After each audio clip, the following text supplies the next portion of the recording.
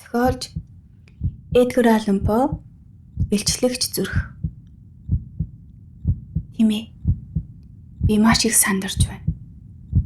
Аимшигтэй их. Гэтэ яагаад намайг солиотой гэж бодод байгаа юм бэ? Өвчин минь миний мэдрэхүйг устгаагүй. Харин ч хурцлсан. Ялангуяа сонсгол минь. Би тэнгэрийн, газрын, бүр тамийн ч дууг сонсож чадна. Тэгээд байхад би яаж солиотой байх юм бэ? Анхааралтай сонс. Би бүхнийг ямар тайван, ямар нарийн төлөвлөж, хэрхэн болгоомжтой гүйцэтгснээ яаж тодорхой өгүүлж байгааг минь харах болно. Би тэр хүнийг хайрладаг байсан. Надад түүний эсрэг хорсол байгаагүй. Тэр надад муу зүйл хийгээгүй. Түүний мөнгийг ч би хүсээгүй. Гэхдээ түүний нүд, тийм ээ, тэр нүд тас шувууны нүд шиг цайвар хөвтөр амьдралгүй. Тэр нүд над руу харах бүр цус минь зарцаж. Улмаар би тэр хүнийг, үгүй тэр нүдийг өөр тусдахаар шийдсэн. Би үүнийг хэр ухаалгаар хийснийг та нарт ойлгох ёстой. 7 хоногийн турш шөнө бүр яг шөнийн 12 цагт би түүний өрөө рүү маш болгоомжтой ордог байлаа. Миний гар цагийн зүүнних шиг нарийн чимээгүй хөдөлдөг байсан. Дэнлүүгөө би маш өчүүхэн төдий нээж ганцхан нэгэн гэрлийн судлыг түүний нүд рүү тусгана. Харин нүд нь хаалттай үед би юу ч хийдэггүй. Учир нь түүний бие биш, зөвхөн нүдэн л намайг галзууруулж байсан юм. 7 хоног ингэж өнгөрөв. Харин 8 дахь шөнө би дэнлүүгээ нээхдээ арай яаран хөдөлсөн юм. Тэр даруйс ирж орон дээрээ хөдөлж "Хэн байна?" гэж шивнэв. Би хөдөлгөөнгүй зогсож амьсгалаа төгжин хүлээлээ. Бүтэн цагийн турш хөдөлсөнгүй. Гэтэ түүний нүд хаалттай хിവэр байв.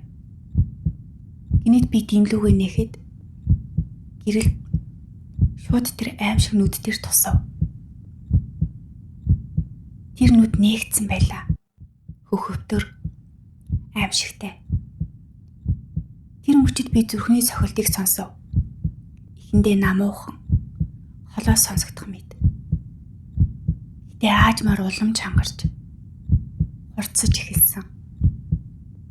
Миний айдас ихссэн ч би хөдөлсөнгүй. Харин зүрхний цохилт улам чангарч хананд цохих мэт болж эцэст нь тисхий аргагүй болов. Айж сандарсан биш, харин төвчээр алдарсан.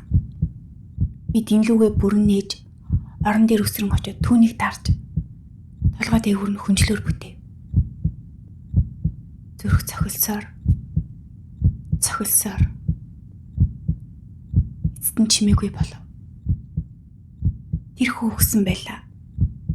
Би толгойг нь өргөж шалгав. Үхсэн, бүрэн үхсэн. Нүдэн дахиж намайг хизээч харахгүй. Дараа нь би маш тайван ажилласан. Биеийг нь хэсэглэн задлаад, толгой гар, хөлийг нь салгаж, шалны бонцыг авч бүгдийг доор нь нууцлав. Ямар ч тоолб, ямар ч уур мөрүүлдэггүй. Би хитрхи ухаалаг байсан. Өглөө нь 3 цагт хаалга тогшов. Цагтаа нар иржээ. Хөршин шөнийн дуу чимээ шижиглсэн гин. Би инээмсэглэн ухтаж тэднийг өрөөгөөр оруулж бүхнийг тайван үзүүлв.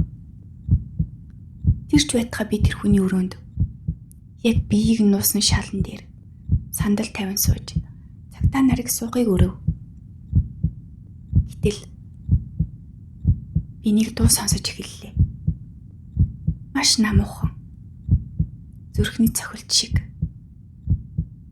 Би анзаараагүй мэт суусаар байв. Гэвч дуу улам чангарч эхлэв. Цагтаа нар сонсохгүй байгаа юм болов уу? Би илүү чангаар ярьж инээмсэглэв. Ивч дуу улам ойртож, улам чангарч шалан доороос цохилж байлаа. Миний толгой эргэж хүс асгарч эхлэв. Бид сонсож байгаа гэдэгт би итгэлтэй боллоо. Бид мэдэж байгаа. Надтай тоглож байна. Инээж байна. Тэр дуу тэсвэрлэхийн аргагүй. Би босож хашгирлаа. Хангалттай. Би буруугаа хүлээн. Банзыг ав. Зүрх нь энд байна.